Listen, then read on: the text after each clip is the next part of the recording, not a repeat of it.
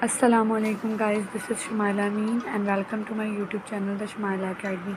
Hope guys you all are fine and enjoying your life fully and also enjoying my videos as well. आज की video liquidation summary से अगला topic है general entries.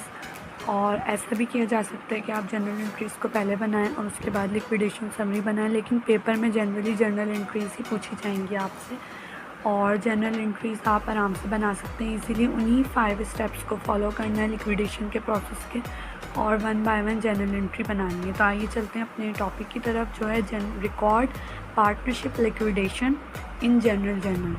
ठीक है, BCom part 1 और second year commerce दोनों के स्टूडेंट्स के लिए ये वीडियो भी उसी तरह से हेल्पफुल है जैसे प्रीवियस 2 वीडियोस पार्टनरशिप लिक्विडेशन के ऊपर मैंने अपलोड किए हैं। पार्टनरशिप लिक्विडेशन का मतलब जैसे कि मैं बता चुकी हूँ और आज फिर बता रही हूँ आपको, बिज़नेस को पूरा लिक्विडेट यानी ख़त्म कर देना पार्टनरशिप लिक्विडेशन कहलाता है। जब तमाम पार्टनर्स ये डिसाइड कर लें कि अब हम मज़ीद बिज़नेस को कंटिन्यू नहीं कर सकते। आज का टॉपिक है record liquidation of partnership business in general journal.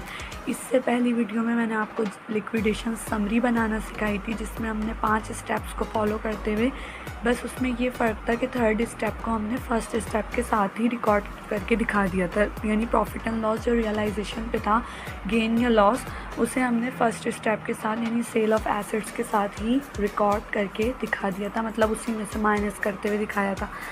आज के लेक्चर में हम ये देखेंगे कि अगर आपको एग्ज़ाम में, और मैंने 2018 का क्वेश्चन नंबर 7 समझाया था, उसी को मैं आज समझाऊंगी दोबारा। और बात असल में ये है कि जो लिक्विडेशन समरी थी वो मैंने बनवाई ज़रूर आपको, लेकिन एग्ज़ाम में वो पूछी नहीं गई थी 2018 में। अगर आप रिक्वायरमेंट में देखेंगे तो सिर्फ आपको रिकॉर्ड करने का कहा गया, और जब भी रिकॉर्ड करने का कहा जाएगा आपको जनरल एंट्री बनानी होगी। ठीक है, 5 जनरल एंट्रीज़ बनेंगी जैसे कि 5 लिक्विडेशन के स्टेप्स हैं।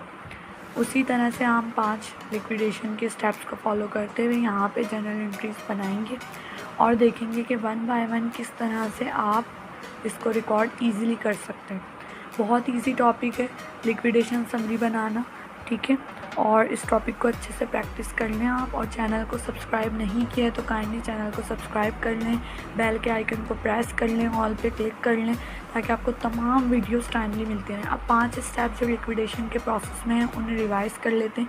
स्टेप नंबर 1 है sale of other assets. Step number 2 है पेमेंट ऑफ लाइबिलिटीज़। स्टेप 3 में आप गेन या लॉस जो रियलाइजेशन पे आपको मिला उसे डिस्ट्रीब्यूट करेंगे पार्टनर्स के दरमियान।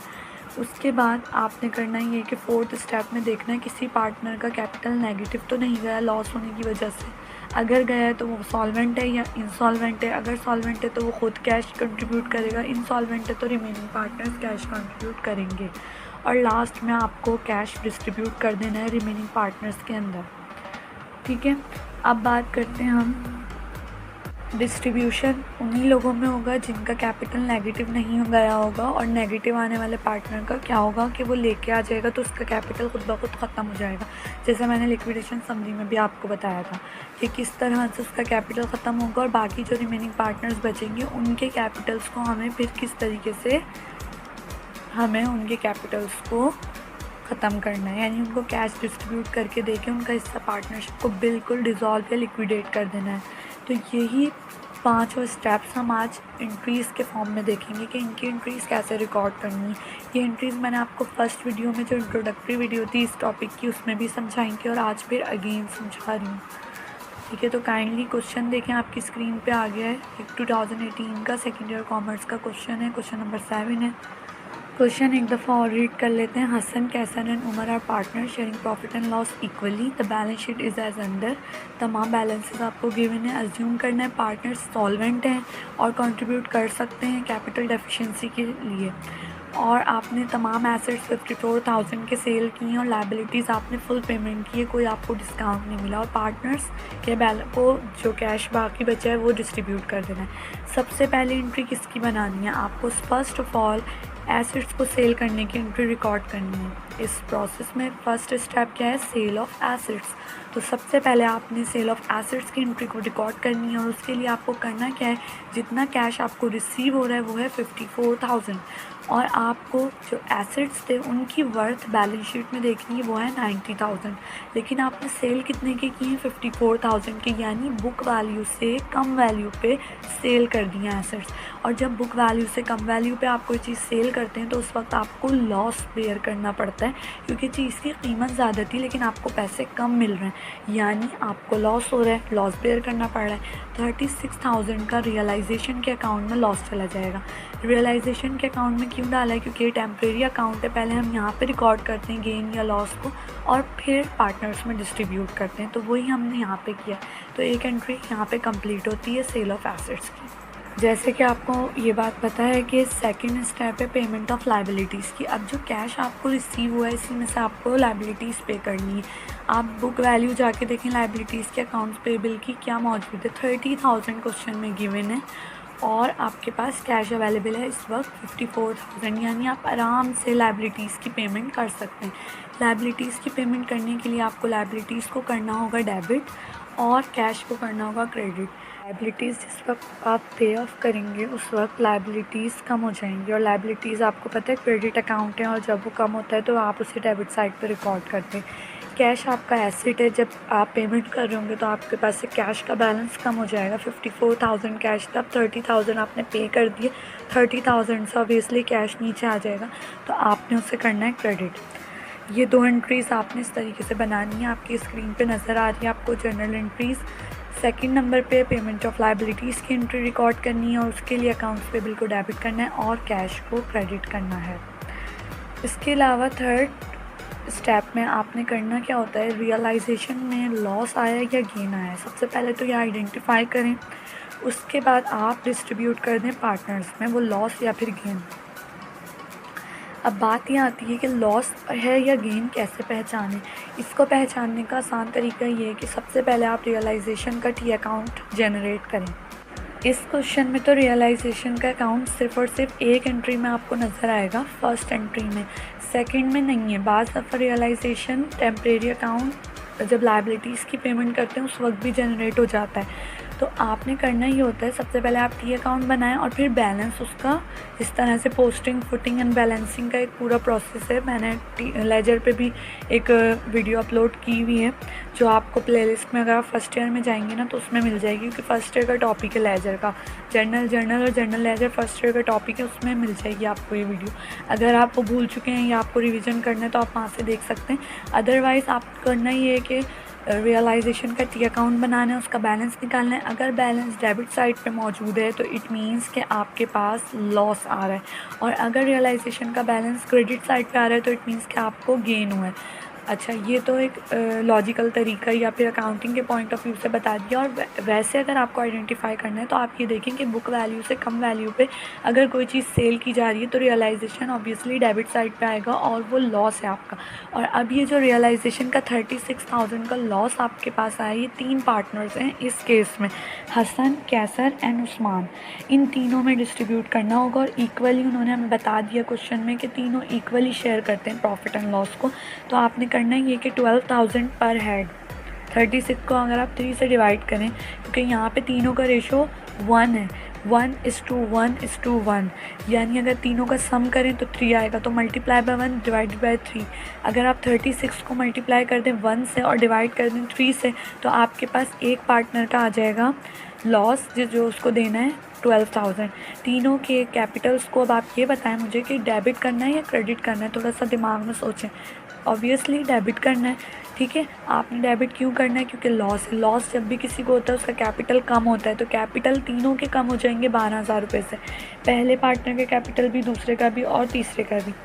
अब बात ये होती है कि तीनों के कैपिटल के जो बैलेंसेस थे वो सिर्फ एक ऐसा पार्टनर है जिसके 12,000 से कम था कैपिटल बैलेंस, अगर आप क्वेश्चन में देखें, और उसका नाम है उस्मान। थर्ड पार्टनर का नेम मैंने उस्मान लिख दिया है लेकिन क्वेश्चन में उमर है, तो आप उससे कंफ्यूज ना हो, लेकिन थर्ड पार्टनर का नाम यू से आ रहा है, ठीक है। और यहाँ पे तीनों के कैपिटल्स को जब 12,000 से मैंने डेबिट साइड पे रिकॉर्ड किया तो एक पार्टनर का कैपिटल नेगेटिव में जाएगा, क्योंकि उसका कैपिटल तो था ही 10,000, उसने इन्वेस्ट ही बिज़नेस में 10,000 किए थे, उसको लॉस कितने का दे दिया मैंने 12,000 का, यानी नेगेटिव में जा रहा है बैलेंस और उससे कैपिटल डेफिशिएंसी का शिकार वो हो चुका है। लेकिन क्वेश्चन में हमें बताया जा चुका था कि partners are solvent and they are ready to contribute by themselves, तो वो खुद लेके आ सकते हैं, कंट्रीब्यूट कर सकते हैं कैश, तो वो एबल हैं कैश लाने के in case of capital deficiency. So Usman मैंने वर्ड यूज़ करे, लेकिन क्वेश्चन के मुताबिक उमर नाम है उस थर्ड पार्टनर का, तो उमर की जो कैपिटल डेफिशिएंसी है वो उमर ख़ुद पूरी कर सकता है क्योंकि वो सॉल्वेंट है। तो वो कैश लेके आएगा 2,000 रुपीज़ का, 2,000 रुपीज़ से कैश फोर्थ स्टेप में जो कि हमारे पास है कैपिटल डेफिशिएंसी को फुलफ़िल करने का स्टेप, पहले आइडेंटिफाई करें, फिर ये देखें कि पार्टनर सॉल्वेंट है या नहीं है, और फिर आपने रिकॉर्ड करनी है एंट्री।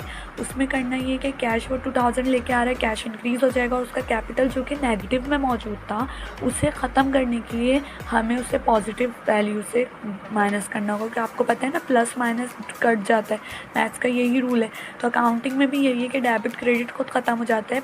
माइनस में होने का मकसद ये है कि उसका कैपिटल बैलेंस इस वक्त डेबिट में आ रहा है 2,000, अगर मैं 2,000 से उसका कैपिटल को क्रेडिट कर देती हूँ तो कैपिटल बिल्कुल ख़त्म हो जाएगा, उसका कोई हिस्सा बाकी नहीं रहेगा। तो यहाँ पे भी यही हुआ, जब वो 2,000 लेके आ गया तो मैंने कहा ठीक है अब तुम्हारी कोई कैपिटल डेफिशिएंसी नहीं बची है, तुम्हें 2,000 अदा कर दिए, तुम्हारा बैलेंस सब हिसाब किताब मामला ख़त्म हो गया। वो 2,000 अपना दे के उसका कैपिटल बिल्कुल ख़त्म हो गया, अब कुछ नहीं है उसका बिज़नेस के अंदर। अब लास्ट एंड फाइनल स्टेप इस प्रोसेस का है distribution of cash between the partners और अमंग दी पार्टनर्स। यहाँ पे बिटवीन मैंने इस वजह से यूज़ किया वर्ड क्योंकि 2 ही पार्टनर्स बचे हैं, और जब 2 लोग होते हैं तो उनके लिए बिटवीन का वर्ड यूज़ होता है, 2 से ज़्यादा होंगे तो आप अमंग यूज़ करते हैं। Hasan capital and Kaisar capital दोनों के कैपिटल के अंदर जो बैलेंसेस एंड में बच रहे हैं वो हैं 28,000 और 8,000 आफ्टर डिडक्शन दी लॉस। 12,000 को जब आप माइनस कर देंगे इनके कैपिटल बैलेंसेस के जो इनकी एक्चुअल इन्वेस्टमेंट बैलेंस शीट में मौजूद है, उसमें से जब आप 12,000 को माइनस कर देंगे तो इनका जो दोनों का कैपिटल है वो कैसर का बचेगा 28 और नहीं सॉरी हसन का बचेगा 28 और कैसर का बचेगा 8,000। अब मेरे पास इतना सफिशिएंट कैश मौजूद होना चाहिए कि मैं इन दोनों को ये 36,000 पे कर सकूँ, तो भाई जी मौजूद है मेरे पास 36,000।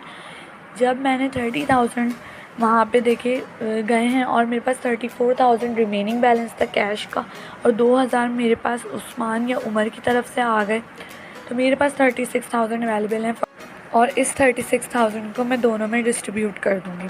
28,000 हसन को दे दूँगी और 8,000 कैसर को दे दूँगी, और कैश को मैं क्रेडिट साइड पे रिकॉर्ड करूँगी क्योंकि कैश मेरे पास से जा रहा है 36,000 से, और इन दोनों के कैपिटल बैलेंसेस क्योंकि क्रेडिट साइड पे थे पॉजिटिव थे, इसको ख़त्म करने के लिए दोनों के कैपिटल को डेबिट कर देंगे हम, और डेबिट क्रेडिट ख़त्म हो जाएगा। पार्टनरशिप डिसॉल्व हो चुकी है, लिक्विडेट हो चुकी है, कुछ भी नहीं बचा, सेल हो चुके हैं एसेट्स, तमाम लाइबिलिटीज़ की पेमेंट हो चुकी है, पार्टनर्स को गेन और लॉस डिस्ट्रीब्यूट हो चुका है, कैपिटल डेफिशिएंसी के जिस पार्टनर के पास आई थी उसने कैश कंट्रीब्यूट कर दिया है, और एंड में जितना कैश हमारे पास बचा था 2 रिमेनिंग पार्टनर्स थे उन दोनों में हमने सब कुछ बांट बूट के सब कुछ ख़त्म कर दिया। ठीक है, ये कहलाती है पार्टनरशिप लिक्विडेशन। होप के 3 लेक्चर्स में आपको इस टॉपिक का पूरा ओवरव्यू मिल चुका होगा, किस तरह से लिक्विडेशन समरी एग्ज़ाम में बनानी है, किस तरह से जनरल एंट्रीज़ को रिकॉर्ड करना है, किस तरह से आपको क्वेश्चन को एक एक चीज़ को रीड करके समझना है। Thank you so much for watching this video. Hope कि आपको वीडियो पसंद आई होगी। वीडियो पसंद आई है तो काइंडली लाइक करें, सब्सक्राइब करें चैनल को और बेल आइकन को प्रेस करना ना भूलें ताकि आपको नोटिफिकेशंस टाइमली मिलती रहें। और इसके अलावा अपने दोस्तों के साथ, अपने रिलेटिव्स के साथ जो आपकी क्लास बैच के लोग हैं उनसे शेयर करें इस वीडियो को ताकि और लोगों का भी फ़ायदा हो सके। अपना ख्याल रखें, अपनी फैमिली का ख्याल रखें, दुआ में याद रखिएगा। अल्लाह हाफ़िज़।